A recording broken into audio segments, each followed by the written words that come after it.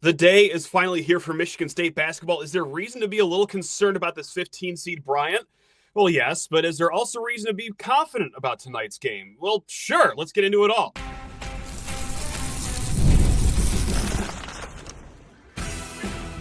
You are Locked On Spartans, your daily podcast on the Michigan State Spartans, part of the Locked On Podcast Network, your team every day.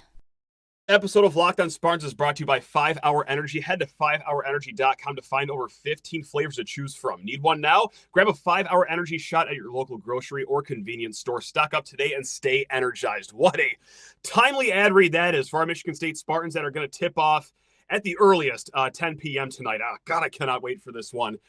I'm also dreading it. This is the full emotion spectrum that we get in March Madness, guys. Before we get into it all, please rate, review, subscribe, comment below your nerve level right now. I know it's a 2 versus 15 game, but yeah, we've been snake bitten by this before here. And hey, maybe you're like me.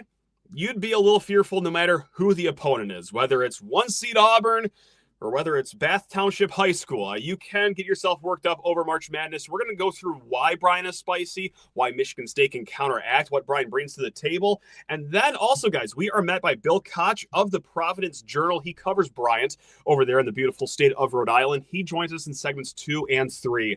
But let's get into it right now. Why am I a little scared right now, other than the fact that I could probably really use some professional mental health? It's what happened 9 years ago. Of course, Middle Tennessee State still sticks out fondly. And actually, it's not just that, guys, because this has been a trend here for 15 versus 2 games. In 3 of the last 4 tournaments, this has happened, where a 15 seed has beaten a 2 seed.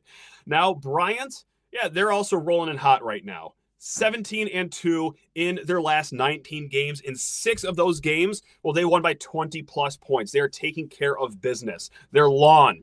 They're experienced. 6 of their top 7 guys are either a junior or a senior. They play fast. They get up to 2nd most shots per game amongst tournament teams. But before I just have you, swerving off the road here in fear or just, getting really upset as to why I'm just pointing out all the bad things, let's talk about stats of comfort. I'm doing this for myself as much as I am for the rest of you guys, and it shouldn't come to a surprise. This is, at the end of the day, a 15 versus 2 game. Am I saying it's a guaranteed victory? No, absolutely not. I think I've made that very clear. But this is where Michigan State, specifically in this matchup, maybe can find some solace, some peace as we just wait all day waiting for this game to tip off here. So like I just said, Bryant, really fast team. Top 10 in tempo in the country. Now, if you look at the top 100 teams in tempo that Michigan State faced this year, our Spartans are 10-1 in those games. They beat Bowling Green, FAU, Michigan twice. They beat Iowa, Maryland, Penn State, North Carolina, Illinois also twice. The only loss they had against a team that really likes to play fast, you're going to have to go back a little bit. It was against Memphis. And even that one wasn't like, a 10-point blowout, 15-point blowout. No, and the season has certainly changed from that Thanksgiving Day tournament. So, yeah, there's reason to feel good about the pace that Bryant plays at. And I guess got to call a timeout here, too. This is also something funny that, everyone that is analyzing this game is doing is saying, oh, man, Bryant plays fast. How is Michigan State going to counteract it? As if Michigan State, the 2 seed, can't just be the bully here and they get to dictate the speed of this game. But nevertheless, if Bryant's going to play their game on offense, well, that's what you can expect right there. That's a pretty good sample size of 11 games, and obviously we've seen how it works too, guys, right? Michigan State does very well in the fast break, all right? They have the 3rd most fast break points per game amongst tournament teams, getting 16.15 fast break points in per game, all right? And Bryant, well, they can also get a little loose with the ball here. This is something that if you just look at their whole season, the stats don't really tell this full story. They're not great at holding on to the ball. They're not horrible at holding on to the ball over the course of their entire season. But it's against those higher end defenses, right? If you go to the America East, no disrespect to that conference, the stats tell you that there aren't a lot of elite defensive teams in that conference. You actually just go there. And Maine, well, they got the best defense, okay? They're the only team in the America East that is in the top 150 nationally. And when Bryant played them 3 times, yes, they did win all 3 games. The Bulldogs did beat Maine all 3 of those times. But in 2 of those games, they had 19 turnovers. All right, they had 9 in the other one, so they tightened it up in between those 2 games where they did have 19 turnovers apiece. But you go to the Grand Canyon game, another team where they face a top 100 defense. Okay, 23 turnovers is how many the Bulldogs committed. You want to go to their St. John's game. Obviously, a sensational defense under Rick Pitino.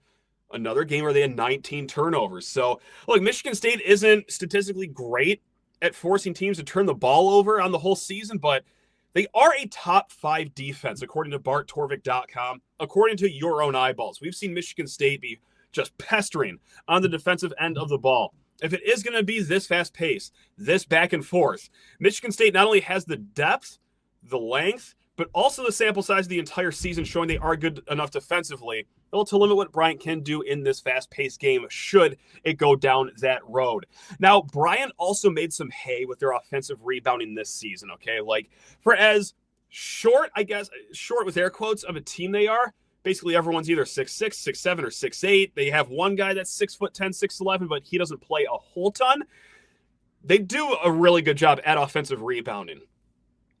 Easier to do that when you play in the American East than, well, when you play a team in Michigan State that just went through their whole season being out-rebounded twice in the entire year, all right? We've seen it as Michigan State fans, right? Like, this is going to be a game where Michigan State can flex their rebounding muscles in. And they're going to have to do so in order to make this a win, maybe even a comfortable win if they really want to, just delight us all on this Friday night. But yeah, that's where we like Michigan State at right now. There's a lot of scary stats to read about Bryant. And it's not to say that, Michigan State has an answer for all these things, right? Like, Bryant does defend the three-point ball well. Okay, now, Michigan State, they've picked up their three-point shooting in the last 7 games, shooting it at 36% in that span. But still, Bryant, hey, they have the length. They have a solid defense. Like, there is reason to believe they can bother Michigan State from behind the perimeter. And that experience that they have, led by Earl Timberlake, their top guy, that's nothing to sneeze at. Like, they will not be thrown off by this moment. No matter how many Michigan State fans travel, I think at least for a little bit, they will be dialed in because this ain't their first rodeo playing a college basketball game. Now, let's talk more about Earl Timberlake here because this is going to be a point of emphasis for Michigan State. 6'6". He's the do-everything guy for Bryant. All right, he's 24 years old. This is his 5th year in college, and he was the America East Player of the Year. He's the only player in the country averaging more than 15 points, 8 rebounds, 4.5 assists, and even a block and a half per game this season. Yeah. Mr. Timberlake gets it done over there. Now, he started his career at Miami, and then he went over to Memphis, and now he's a 3rd-year starter for Bryant. But this kid started as a 4-star recruit. He has the physical build. He has the pedigree. We're going to talk about him a little more with Bill Koch here. He came, even before college, from a very high-level basketball background, so don't expect him to be fazed by this moment, to be thrown off by the length that Michigan State has. He is a very good player. And when Izzo was talking about him earlier this week, he compared him to John Tanji of Wisconsin. Now, I will say this. The big difference is that Tanji shoots way more threes. I think Tanji is averaging about 6 attempts per game from 3, while Timberlake isn't even averaging 2 attempts per game from 3. But still, same build, can do it at all 3 levels should he want to. Just obviously, older than the game of basketball itself, too, which will certainly help. But yeah, I mean, that's a player to be scared about. No question. Now, what helps Michigan State when it comes to stopping Earl Timberlake is that, well, you have Jaden Akins, Cohen Carr, Frankie Fiddler, all players that, are on the menu for Earl Timberlake. So no matter what the foul trouble looks like, maybe they need Akins to help on pins in a little bit from behind the arc, whatever it is. Hey, Michigan State's deep offensively, but especially defensively too for players that are built just like Earl Timberlake. Now, who will have to step up in this game, guys? Hey, look, we're going to start with talking about Jeremy Fears, and his last 3 games have been really good. He's been smart. He's been really assertive, kind of going back to his early January timeline right there. And he's also really good at getting to the line lately. Now, however, we've also seen pressure and length bother him. Okay, fast-paced games, lengthier guards, which he will be defended against. And it's also his first NCAA tournament, guys. Like, could he get a little frantic there? He could, and that's just on the offensive end. On the defensive end, it doesn't matter how poised he is. He's still giving up 4 to 6 inches no matter who he's guarding on the other end. So who's going to have to step up? I think it's going to have to be a big game for Trey Holloman here, who Unlike Jeremy Fears, who had a really strong, 2-3 game end to the season, well, Trey Holloman, he did fantastic against Michigan. His Big Ten tournament, not great. 4 turnovers against Oregon, and then he followed it up with 3 of 12 shooting against Wisconsin. He had that technical, of course, but hopefully you could hear it in my voice. I'm not really panicked about Trey Holloman. It's been kind of a little wavy for him all season. I think he has the poise to get things right, and he's going to have to get things right here because if it's not working out for Fears, whether it's offense, defense, or both, well, he's got to be called on for his shooting, his creation, his defense, also his emotion, too. He is the cornerstone of this team when it comes to energizing them, when it comes to regulating the emotions or bringing emotions when there is a lack of some. And if this 10 p.m. game gets off to a sleepy start, Trey, start upsetting these guys. Let's get out there and start ruffling some of your own guys' feathers out there. So, look, the best bet that I have for this game, over 3.5 assists for Trey Holloman, especially with how fast-paced this game will be. I think he will have his name called more often than not, with Jeremy Fears potentially having a matchup issue. And also, just you want me to pick a game side with a 17.5-point spread? I'll go with Bryant plus 17.5. I'd be thrilled to lose that bet. I want a boring game, but, man, again, how long – experienced, how up-tempo they are. I think it's going to be this close game for the first 25, 30-ish minutes, and then maybe Michigan State pulling away here at the end. But, guys, we're going to talk way more about this Bryant team, again, with Bill Koch of the Providence Journal. But first, need to talk everyone's ears off about Nissan. That's right, guys. We're all about the stats because numbers don't lie, and so is Nissan. And when it comes to the all-new Nissan Armada PRO-4X, the numbers are on MVP levels. With the ability to tow up to 8,500 pounds, it can quite literally carry the whole team, plus the gear, wherever you need to go. It's powered by a twin-turbo V6 engine delivering the strength and performance to handle highways, back roads, and everything in between. And with room for up to 8 people, the Armada PRO-4X is built for big crews, big adventures, and even bigger memories. Whether you're exploring off-road trails or rolling up to the arena, the Armada PRO-4X brings power, versatility, and style wherever you go. Take your adventures to new heights in the all-new Nissan Armada PRO-4X. Learn more at nissanusa.com. And also, it's our friend again, 5 Hour Energy. My God, what a great sponsor for a 10 p.m. tip-off team right here with our Michigan State Spartans, guys. Now, if you need a little jolt tonight, yeah, it's going to be 5 Hour Energy. Whether you're staying up late watching the NCAA tournament, hello, that's us, squeezing in that round of golf after work, or you just want to keep up with your busy day because Lord knows we all have them now these days. 5 Hour Energy gives you that quick, refreshing pick-me-up whenever you need it. Now, guys, just like last night, I was up very late watching all these games, and 5 Hour Energy, especially after a day of working and then coming home and then hanging out with the 2 little tykes. Yeah, I need a little boost to get to the finish line there. So thank you, 5 Hour Energy. Head to 5hourenergy.com to find over 15 flavors to choose from, including watermelon, blue raspberry, and peach mango, and so much more. You can even build your own 12 or 24 pack delivered right to your door. But hey, need one right now? Grab a 5 Hour Energy shot at your local grocery or convenience store. They are everywhere, guys, as you already know it. Stock up today and stay energized with 5 Hour Energy. Spartans, Bulldogs, what is this team from Bryant all about, though? We've talked about it throughout the week. It's fun to dive into the numbers, watch film, and I give my opinions, but how about the guy that's actually been covering them the entire season for the Providence Journal? We're talking with Bill Koch right now. Bill, shoot us straight. Why should I already be sick to my stomach right now? Potential upset. What's going to make Bryant a live dog here? Just let us down gently, please. Well, I won't dredge up bad memories, Matt, okay. But the last 2 seed to lose to a 15 in the NCAA tournament was Michigan State in 2016 against Middle Tennessee.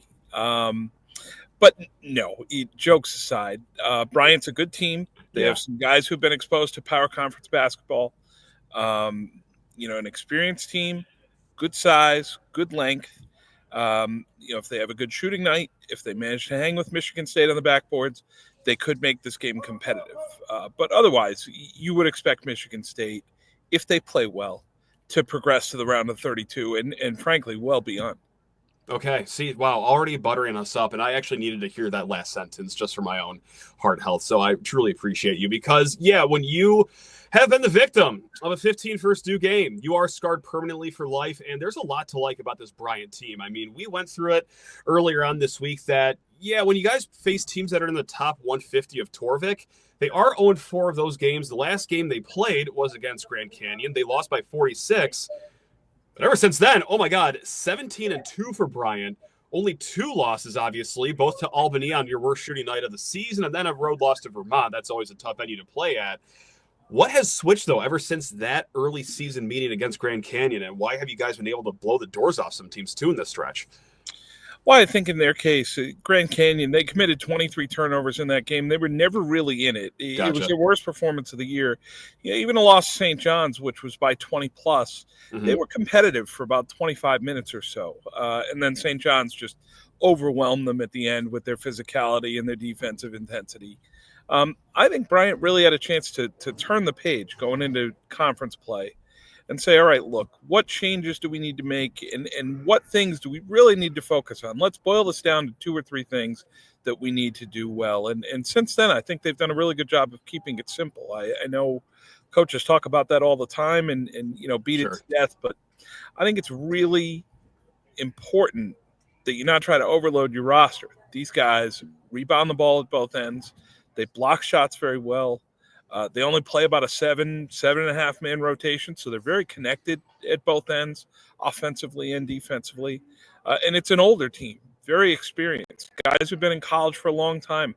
Connor Withers is a 6th-year player. He's going to start on Friday night. So they've leaned on those things, experience, physicality, and how connected they've been because they play a short rotation. And also really good at playing their own game. They are very up-tempo, like we've talked about all week. You guys are solid at rebounding the basketball, especially. But there will be that skill gap between, Michigan State and Bryant. But even, just all that aside, what do you expect Bryant to still do well in this game on Friday night? Well, I think first and foremost, their focus early will need to be there. You need to get through the first couple TV timeouts. You need to be on solid footing. You can't let Michigan State snow on you in front of their crowd, start 23-5 or something like that. You don't get that back. So just be solid. Make sure you rebound the ball, especially on the defensive glass. Try to limit your turnovers early, get some looks at the rim. And then from there, just sort of let your talent come out because this team has good players. Earl Timberlake was a top 50 recruit. Rafael Pinzone was at St. John's as a shooting guard. He's a good player. Ja'Kai Robinson was at Miami. He's a bigger point guard at 6'5".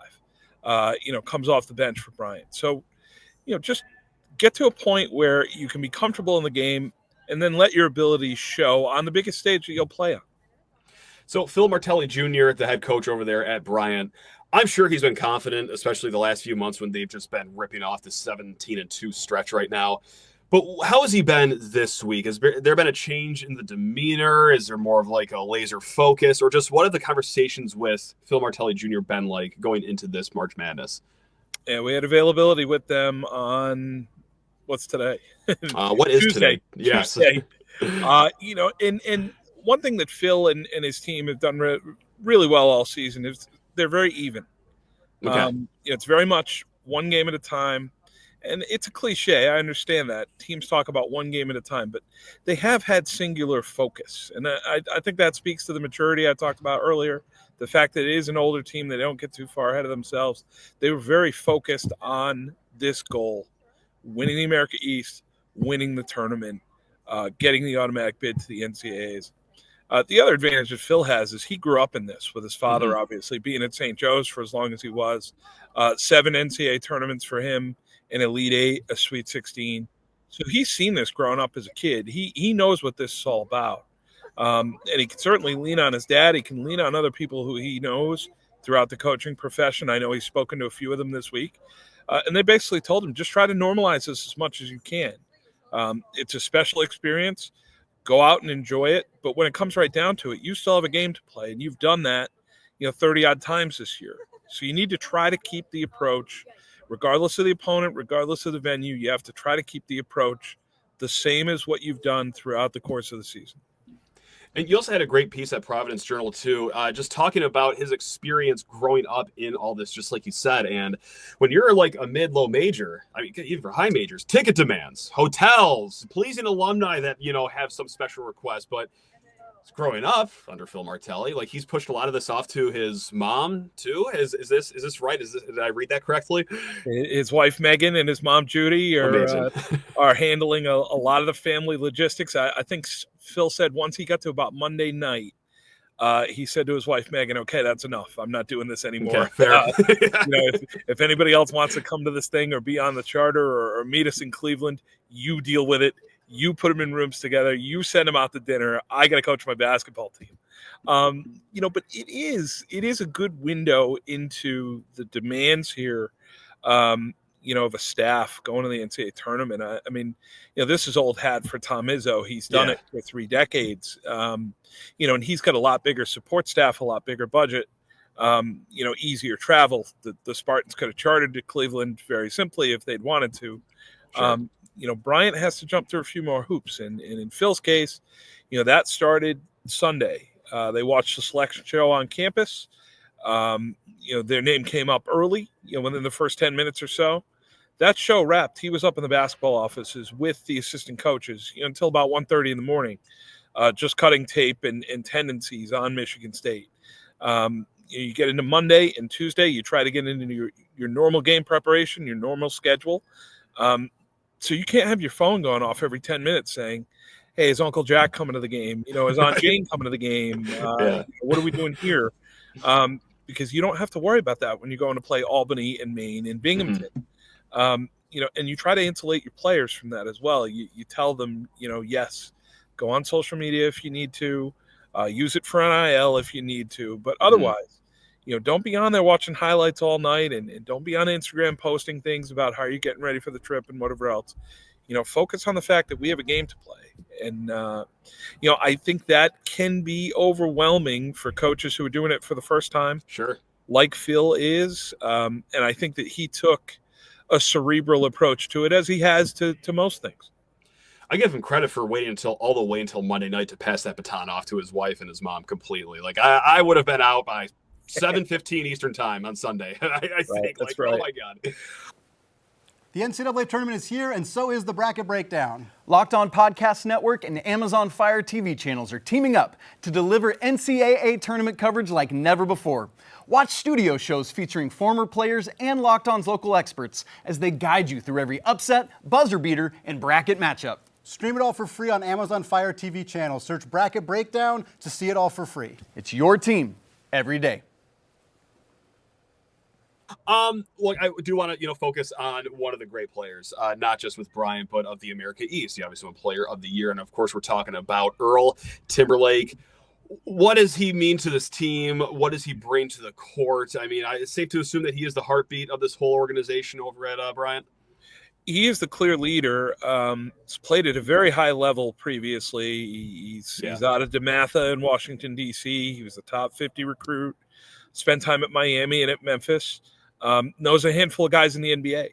There aren't many guys knocking around the America East who know a handful of guys playing in the league. The other day he said he was going to try to link up with Imani Bates when he gets out there to Cleveland because they played together at Memphis. Okay. And you get the sense every once in a while when you talk to Earl, you're just like, man, this guy's been in a bigger basketball world than Smithfield, Rhode Island. He's been part of this ecosystem since he was 14 years old and playing for Team Durant. So nothing phases a guy like that. He doesn't have a lot to say, but when he says it, you see his teammates snap to attention. He's sort of like the father who sort of broods on the couch, and all of a sudden he'll offer some nugget to his kids, and you'll say, wow, Dad feels this way about a certain thing. Okay, let's pay attention to him. But his game on the court, great physicality, good size, left-handed, they cheat. They do everything backwards. Likes to get to the basket. He's not really a perimeter shooter, but if you cover him with a smaller guy, with a guard, he will back that guard down and score in the post. If you try to cover him with a bigger guy, he's going to try to take you off the dribble. Guy who can get to the foul line if he needs to. But for the most part, he's someone who is content to just try to score at the rim, rebound the ball at both ends, and facilitate for his teammates if he can. That's what it seemed like when I was just watching a little bit of film. It's like, when he gets down to that post, he gets that booty ball going. Like he's not playing like a normal guard, and he can take undersized guys to the rack. So it'd be interesting to see how Michigan State implements that. Obviously, no shortage of guys aesthetically built both ways on the perimeter or down low, but we'll check it out Friday night, I guess, to see how they actually do want to execute against Earl Timberlake. And you also mentioned Pinson as well. He's the leading scorer on this team, but outside of those two top guys, like who is, I guess, the X factor of this team, or who is there like a microwave on this team that we got to keep an eye out for? Really, the only new starter they added this year was Barry Evans, who's out of St. Bonaventure previously, Right. Baltimore kid. Another lefty, really long, 6'8", 6'9", can handle the ball a little bit, can make a three. He gets to the rim. He likes to get out in transition. He's very athletic. Barry's the type of guy who you would see on a high major team from a body type standpoint. Just sort of that long, lanky three-man, who can play above the rim. It's not necessarily somebody that you would see at a low major all the time. Keyshawn Mitchell is similar to that as well. 6'10" guy who can handle the ball a little bit. Who's really come on this season after not playing much at all last year.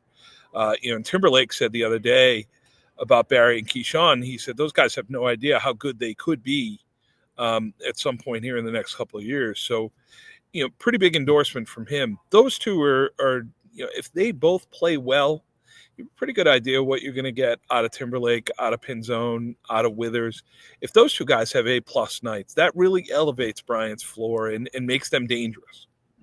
Gotcha. And what talking show host would I be without doing the oldest trope in the industry of, hey, prediction time, because Right. You did mention the St. John's game. They really kept it competitive in the first 25 minutes. That's kind of where I'm going right now, is that this will be a sweaty game for the first 25, 30 minutes. Then Michigan State pulls away at the end, maybe wins by 12. I know the spread is humming around 17.5, 18 points. Do you think it's going to be up that high for Michigan State if you are predicting to win, or will it be this night of perspiration that I'm ready to endure here? I think a lot depends on the start, certainly. If Michigan State gets out to a lead and does what they typically do, it will be hard for Bryant to come back. They can shoot three, but they're not necessarily marksmen from out there. Yeah, okay. They're not going to come out and make 15 against you. So if they got down 10, 15 early, it's a long road to try to get back with twos and at the foul line. I would say best case scenario for Bryant is, Michigan State comes out, they show their inexperience a little bit, try to go a little too fast, maybe turn the ball over and not use their strengths. And that would allow Bryant to hang around in the game a little bit. The other thing I think is it's an odd start time at 10, which will probably be more like 10:15. Right. And you see a lot of times at the end of the first 2 days of the tournament, those last games can be a little sleepy sometimes. Yes. Especially if the first game in the building is good and energetic. And I think that favors the dog in that case, Bryant. Because if the building is loud and energetic and Michigan State's players are feeding off that, they're the more talented group. They're the favorite. They would say, wow, okay, March Madness, here we go. We're not just playing Bryant. We're playing in an actual occasion here. Let's get the juice going a little bit. So I think atmosphere would have something to do with it as well. I like Michigan State in the game. I think there's been 7 or 8 2-15 upsets all time. It's very hard to pick one, but I do think that Bryant, with their experience, and with how connected they are, they can make a game of this if it goes the right way according to their script. Right on. All right. Well, I'm properly scared, but also feeling still kind of confident, which I guess it means one thing, that it is March Madness, and I'm ready for this game just to start and get over with. My God, I don't care if MSU wins by 1 or 81. I highly doubt it'll be what I just said with 81, but oh God, I'm ready for this, Bill. And I cannot thank you enough. I know that it is an insanely busy schedule over there for you covering this team that's in the tournament. So really appreciate you fitting us in the schedule. And guys, all the viewers and listeners, thanks a lot for getting your game day started with us here at Locked on Spartans, your team in green and white. We will be back after this game here because we're doing this every day during the tournament, guys. So until next time, take care of yourselves. Love you all. Go green.